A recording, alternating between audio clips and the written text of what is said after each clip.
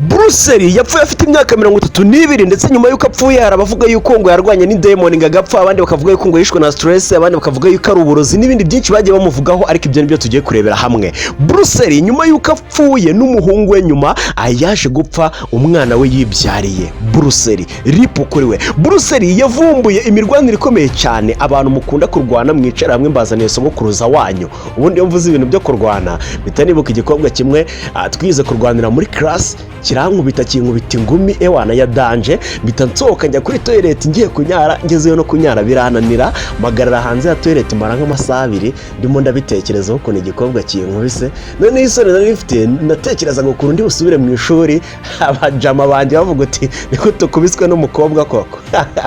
Twigarukire kuri Bruce Lee.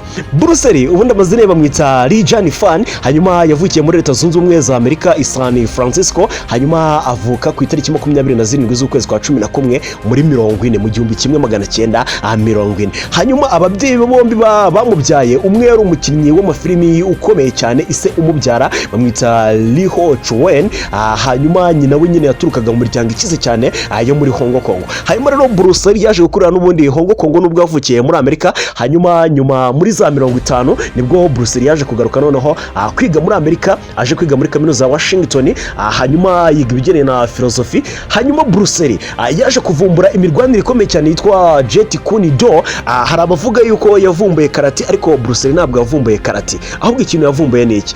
Uyu murwano mubwe witwa Jeet Kune Do ni uguhuriza hamwe icyitwa karate, hanyuma akongeraho icyitwa kungufu, akongeraho za taekwondo n'ibiki, nyine ni imirwanire igiye itandukanye yahurije hamwe, nibyo bintu we yavumbuye. Naho karate yavumbuye n'abajapani muri za mirongo mu kinyejana cya 19 na 20 hafi ngaho. Ni mu bishaka ibyo ngibyo nabyo tuzagenda tubigarukaho. Hanyuma Bruce Lee ubwo yigaga muri kaminuza ya Washington, icyo gihe yigishaga n'imyitozo y'intambara kubera ko ibintu bya karate kungufu yarabyumvaga cyane. Hanyuma filimi we ya mbere yayishize hanze muri 1936 ayita The Green Hornet, hanyuma yakurikije izirimo The Big Boss muri 1971, Fist of Fury, akurikiza yitwa Way of the Dragon muri 1972, hanyuma iyi filimi yanakinyemo Chuck Norris. Hanyuma muri 1973 hasohotse filimi yiwe yitwa Into the Dragon, gusa iyi filimi niyo yakinnye bwa nyuma, ndetse iyi filimi yanasohotse Bruce Lee yaramaze kwitaba Imana n'ubundi atakiri ku isi. Hanyuma Bruce Lee yaje gushakana n'uwitwa Linda Emir muri 1964, babyarana abana bagera kuri 2, harimo witwa Brandon Lee umuhungu we waje no kuba yitaba Imana nyuma yuko sapfuye. Hanyuma babyarana n'umukobwa witwa Shannon Lee umukinnyi nawe akaba n'umudirector abo mu filime agiye atandukanye. Hanyuma muri hangana rero iki kiganiro cyose kiri kuri YouTube channel yacu ya Hozo TV, niho muri buze kugisanga cyose. Hozo TV kuri YouTube ni ikiganiro kiri. Hanyuma Bruce Lee tugarutse na ku kintu cyateye urupfu rwe n'ibyo bagiye bavuga bigiye bitandukanye. Undi yitabye Imana ku itariki 20 z'ukwezi kwa 7 muri 1973, apfa afite imyaka 32, apfira i Hong Kong.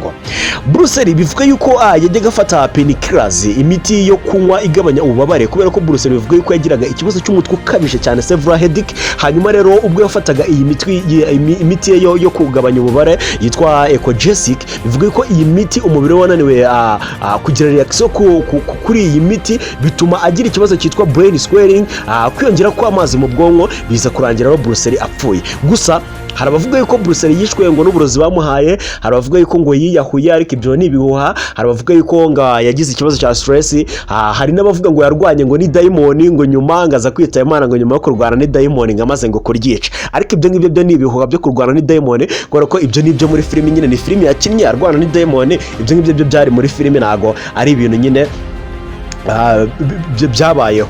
Hanyuma wenda tugarutse ku bintu bigiye bitandukanye Bruce Lee yagiye akora, nuko ari umwe mu bantu bateraga ingumi yihuta cyane, kubera ko ingumi ye yagendaga hagati ya 0.05, ingumi yihuta cyane. Ikindi ni umuntu wavumbuye philosophy yitwa Be Like Water. Ikindi Bruce Lee wenda nakubwira nuko yari afite umubiri ukomeye cyane. Ikindi nuko nakubwiye ko yavumbuye nyine tekinike yitwa Jeet yo guhuriza hamwe karate, taekwondo ndetse na kungufu n'ibindi bigiye bitandukanye. Hanyuma rero munyemerere wenda ubutaha tuzagaruke kuri Bruce Lee, ariko none turebera hamwe uko umuhungu we yapfuye, ari nako turebera hamwe noneho Bruce Lee ibintu bigiye bitandukanye yagiye akora, imitungo iki byose uduteno tugiye dutandukanye yagiye akora. Icyo usabwa no gukanda subscribe kuri YouTube channel yacu, hanyuma tukajya tubana umunsi kundi, naho ubundi ngewe nyitahoza.